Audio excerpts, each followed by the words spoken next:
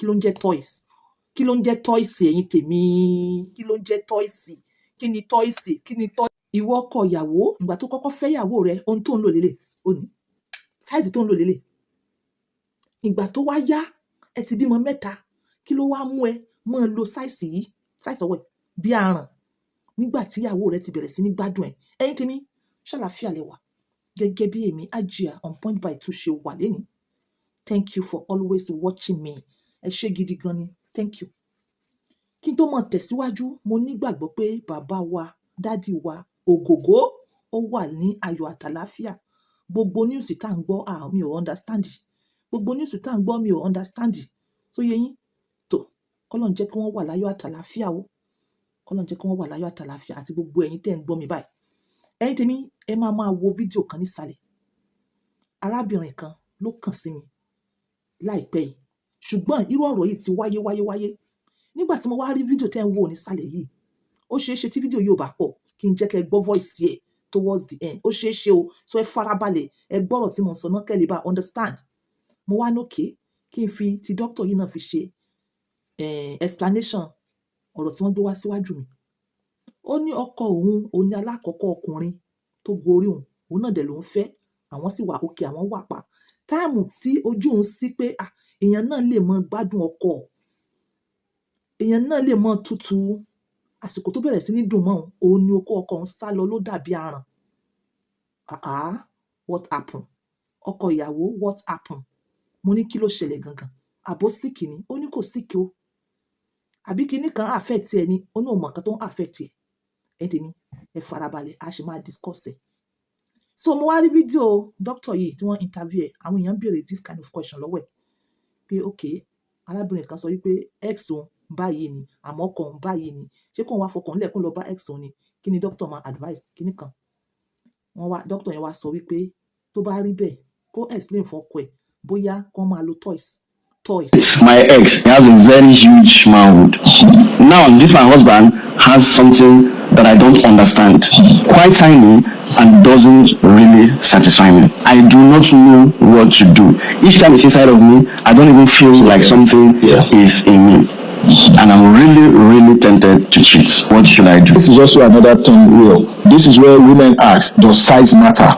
So to some women, size matter. But overall, it's not the size of the dog, it's the size of the fight in the dog that matters. How does the man use that tiny? Some men, they are tiny and they know how to use it. What the woman is talking about here is she wants to fill in. She wants to get to the mountaintop. Yes. So yes, she is used to the big one, getting her to the mountaintop. Small ones can also get her to the mountaintop. So the man needs to be educated. The girl may help by introducing toys. Kí ló ń jẹ́ toys? Kí ló ń jẹ́ toys ẹ̀yin tèmi? Kí ló ń jẹ́ toys? Kí ni toys? Kí ni toys? Kí ni toys ẹ̀yin tèmi? Mi ò mọ̀ọ́mọ̀ fẹ́ ṣe advert o. Mi ò fẹ́ ṣe advert o. Ẹ̀yin tèmi, kí ni toys? Kí ni toys lẹ́gbẹ̀ẹ́ kan yìí? Kí ni toys? Kí ni toys? Ẹ ṣe sùúrù fún ẹ̀yin tẹ́ ẹ máa misjudge. Kí ni toy? Kí ni toys? Kí ni toys? Kí ni toys? Ọlọ́run ní jẹ́ toys. Ṣé toys ni ọkùnrin? Kò sí bọ́ ọkùnrin size ẹ̀ bó ṣe tó, bó ṣe kéré sí ọkùnrin sì yàtọ̀ sí toys. Sí toys tí wọ́n fi bátìrì sí tó mọ dún hàn àbí tó mọ nìyàn lára, tọ́wọ́ mọ ro ọkọ olúwa rẹ̀ àbí tọ́wọ́ mọ ro olúwa rẹ̀. Kí ni toys? Ṣé toys ní feelings ni? Ṣé toys ní ọwọ́ ni? Ṣé toys lè fọwọ́ kan yàn ni? Ṣé a mọ̀ pé toys mi tẹ́ bá dàdé báyìí ó lè mọ la, ó lè kí àyè toys. Ẹ wo kíní yẹn, ó rú mi nínú, mo fẹ́ pọ̀. Bí arábìnrin yẹn ṣe sọ fún mi pé tí ọkọ òun bá ṣe tán báyìí nísìn, á ní bí pé òun bì ní, bí pé òun bí wọ́n ṣe họ̀họ̀, á ní kí ló dá nìkan. Òun yà sọ pé bóyá kíní kan ló sápà lórí. Òun ṣàwá irọ́ kan pa fún ṣá. Ó ní máa tutọ́ ni, ó máa tutọ́. Ṣé ó dìgbà tí obìnrin bá ń tutọ́ lé ẹ, tí wọ́n wá irọ́ kan pa fún ẹ kó tó mọ̀ pé something is happening with you. Ọlọ́run ní jẹ́ mi rogun toys. Then doctor yẹn wá explain further pé àwọn obìnrin míì wọ́n ti use mọ́ ńlá. Tí ọkọ wọn bá wọ̀ ó máa jẹ gbẹ̀wò. Wọ́n wá ní òkè àwọn obìnrin tí wọ́n ti marry nǹkan tó jẹ́ wípé ó ti di báyìí. Doctor wa sọ wípé mileage the same thing náà ni. Àwọn míì wọn á mú kùkúmbà níbi ìwòkuwò wọn ò tí marry o. Wọn á mú kùkúmbà wọn máa fi dóra wọn. Àwọn míì dẹ̀ ní ọkùnrin oníkan ńlá olóko ńlá ni wọ́n máa wá káàkiri ó sì tí marry. At the end of the day ó wá lọ marry ọkùnrin tí nǹkan rẹ̀ kéré. Ẹ̀yin ẹ sọ fún mi, who does that? ìwọ̀nba nìyẹn ń ṣe ṣìnà mọ́, ìwọ̀nba nìyẹn ń dòdòkúdò mọ́ láì ṣe pé èèyàn ti marry láì sọkọ rẹ̀. I'm not here to advise o, kò ṣe nípa advice ni mo wá fún o, nípa lọ́kọ-láya mi ò sọ nípa àwọn excuse me, ìwọ excuse me tó ti marry, tó jẹ́ pé òun gbèrò, mi sọ pé ẹ̀yin tẹ́ fẹ́ marry o, tó ń gbèrò pé o fẹ́ marry, mọ̀ jẹ́ kí nǹkan lá mọ́ dú ẹ. Èmi ò wá ibà wá kan wá tó bá ti lè pàdé mọ́, tó bá lè fi kalẹ̀ fọ́kọ rẹ, kí ọkọ rẹ ju àlùbáríkà ẹ̀, tó bá lè pàdé mọ́, èmi ò advice pé ẹ mọ́ gbé kéékèèké for now, kó wá di pé wà á mọ́ gbé ńláńlá, ó bá wá marry, wọ́n wá sọ wípé òbò rẹ ti di apàdé àjàṣe láì bímọ kan rí, abẹ́ rẹ ti loose, òbò rẹ ti loose elasticity. Why? Who does that? Who does that? Bẹ́ẹ̀ eléyìí tí mi ń sọ yìí ó yàtọ̀. Tí arábìnrin tó complain fún mi ó yàtọ̀, ó ní ọkọ wọn ń lo báyìí. Ìgbà tó ń kọ́kọ́ marry ẹ̀, òun ní number one ọkùnrin, nísìnyí kí ló mú di báyìí? Kí ló mú di báyìí? Ó lóun wò pé àbó mọ̀ọ́mọ̀ punish òun ni ní àsìkò tóun ti bẹ̀rẹ̀ sí ní gbádùn ẹ̀. Ó ní inú máa ń rùn òun kí n fi ṣe tọ́pìkì, ó ṣeé ṣe kó gbọ́. Ó ní kì í ṣe pé bóyá ọkọ ni ẹ ti dàgbà ju, ó ní ọkọ wọn kú díẹ̀ kó wọ 50 years. Mo ní àbó sick ni, ó ní òun mọ̀ nípa sickness. Mo ní àbó ń ronú ni, ó ní òun mọ̀ nípa everything wà okay, òun dẹ̀ ní lára, òun ṣe ìwọ̀nba tó yẹ kó yàwó lè ṣe, òun dẹ̀ ń support ẹ̀. Kí ló wá dé sí àsìkò tó yẹ kó mọ gbádùn tó wá lọ gbé aràn wá aràn? Ẹ̀yin kan, ẹ jẹ́ kí n sọ fún yín, eléyìí it is not exaggeration lóbìnrin yẹn sọ, it is truth.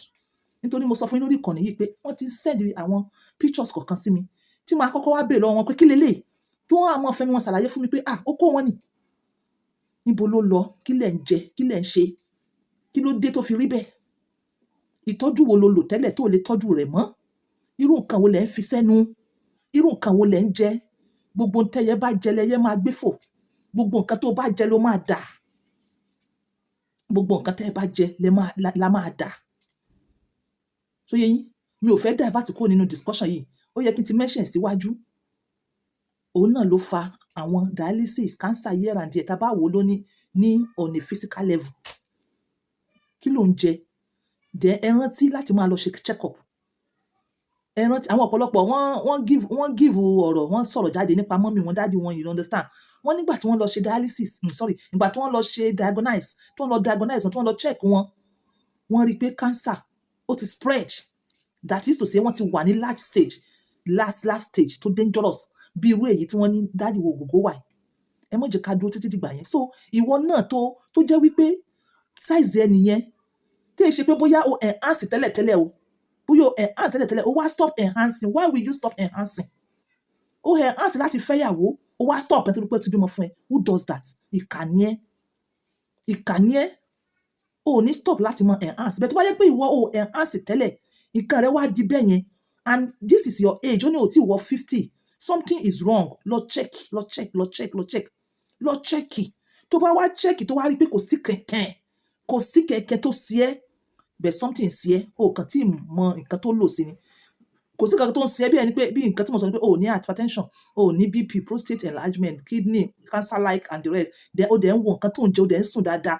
Ó dẹ̀ kì í ṣe pé bóyá òun ronú, kì í ṣe pé bóyá financial status ẹ ó wẹ̀ ẹ́ down, kì í ṣe pé bóyá òun rí bànújẹ́ látara ìyàwó ẹ tó ń wẹ̀ okó ẹ̀ down, kì í ṣe pé bóyá ìyàwó rẹ̀ dọ̀tí, kì í ṣe pé bóyá ìyàwó rẹ̀ bóyá ó ní a kind of body odor tó ń pa nǹkan ọkùn ẹ. Ṣé mọ̀ pé mo ti sọ oríṣiríṣi reasons, mo lè mọ̀ wá mention reason yẹn, but tí ì ṣe pé bóyá ó ń tọ́ka sí kinní kan, whatever tó bá ń tọ́ka sí, mójútó.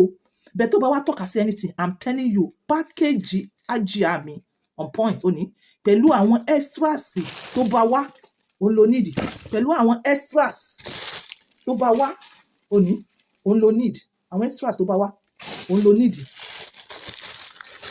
Tó yí ẹ bẹ́ẹ̀ yẹn, wàá wá ṣe kí ni? Wàá wá contact èmi AGR on point. Má jẹ́ kí okó di aràn ẹ̀ mọ́ ẹ lábẹ́. Má jẹ́ kí okó di aràn ẹ̀ mọ́ ẹ lábẹ́. Ṣé àfìgbà tèmi náà bá ti ń sọ experience mi kẹ́ ẹ tó mọ̀ pé yes, okó àwọn ẹlòmíì ó dàbí aràn. Àgbà tẹ́ bá kí n sọ experience mi gangan. Ẹ̀yin tèmi lóòótọ́ ni àwọn kan wọ́n fi nǹkan ọkùnrin wọn lẹ̀, wọ́n ti bímọ 4 mẹ́ta. You understand? Wọ́n fi pé ìyàwó wọn ò bọ́dà. Tó yẹ yín, wọn ò rán èèyàn iṣẹ́, gbogbo okó ti sá lọ tán, ó wá dàbí kíyàn mọ̀ bí. Yes, that woman experience tí mo sọ fún yín is true. Ó ní. Tó bá sì jẹ́ pé wo obìnrin náà ni, èmi ò mọ̀, torí ẹ̀yin obìnrin míì ẹ mọ̀ sọ́jú abẹ́ yín ṣe, abẹ́ yín ti open jù, kò yẹ kí abẹ́ obìnrin náà open. Ó bá mọ bímọ 10 kò kàn sign wa, abẹ́ rẹ̀ gbọ́dọ̀ open. Ìwọ tó bímọ 10, ó yẹ kábẹ̀ rẹ̀ sí gripping. Wàláì, ó yẹ kábẹ̀ rẹ̀ sí gripping. Tó bá jẹ́ bẹ́ẹ̀, abẹ́ rẹ̀ ti open jù, ọkọ rẹ̀ kò grip mọ́, like you understand? Ó ti bímọ 10, àbọ̀mọ̀ ló tẹ̀ tí tó mẹ́wàá ó ní ẹ̀yin náà ní pákéjì tiyín ẹ ní pákéjì tiyín lóbìnrin ẹ ní pákéjì tiyín ó ṣeé ṣe abẹ́ ìwọ obìnrin gan pẹ̀lú complain ó ṣeé ṣe kó ti open òun ló jẹ́ kí ọkọ rẹ kò fìlẹ̀ ẹ̀ mọ́ so ó kàn ṣáà wà bẹ́ẹ̀ wàá rí ìgbà míì gan ibi tí ọkùnrin ò ti enjoy ẹ̀ dé ó kàn dìde ní láìdá ó kàn dìde ní okòó náà kàn wọ́ọ̀sẹ̀ oníkálukú lọ tutọ́ before you know that marriage is gone before kí marriage yín tó gọ́nù kó tó gọ́nù o ẹ try iṣẹ́ Ajia on point by 2 to you tó ń wò mí ó lè jọmọ́ ìpolówó business ẹni but fact wà nù kan tí mo sọ big fact true two kí ni àǹfààní pé a níyàwó like kò sí enjoyment no matter bá bímọ 20 kí ni àǹfààní pé a lọ́kọ tí gbogbo ẹ wá dàbí àràn for goodness sake ẹ mọ̀ jẹ́ kó rí bẹ́ẹ̀ jọ ìdùn nínú ọkọ àti ìyàwó tẹ́ ẹ bá lose ara yín like you may not get like each other again tí wọ ìyàwó bá ti lose ọkọ rẹ ó lè mọ́ rí èèyàn bí ọkọ rẹ mọ́ sábàdà wàláì tàláì tó bá ti lose ọkọ rẹ ó lè mọ́ rí ọkùnrin bí ọkọ rẹ mọ́ ẹ fi rí pé ọ̀pọ̀lọpọ̀ àwọn obìnrin wọ́n fọkọ́lẹ̀ ọkọ kú ni wọ́n sábà rí màárì ẹ dẹ̀ ti ṣe kí ni ẹ ti fi ayín ta 30 ẹ ti fi ayín ṣe 10 ẹ ti fi ayín ṣe bọ̀dọ̀zánà ẹ tọ́jú ara yín enjoy the moment enjoy this moment with each other ẹ contact Ajia on point by 2 you understand me so ẹ tèmi mo fẹ́ kẹ́ ẹ pàdé mi lórí fídíò ẹlẹ́ẹ̀kejì bí mo ṣe jáde ni mo fẹ́ kẹ́ ẹ pàdé mi lórí fídíò ẹlẹ́ẹ̀kejì bye for now.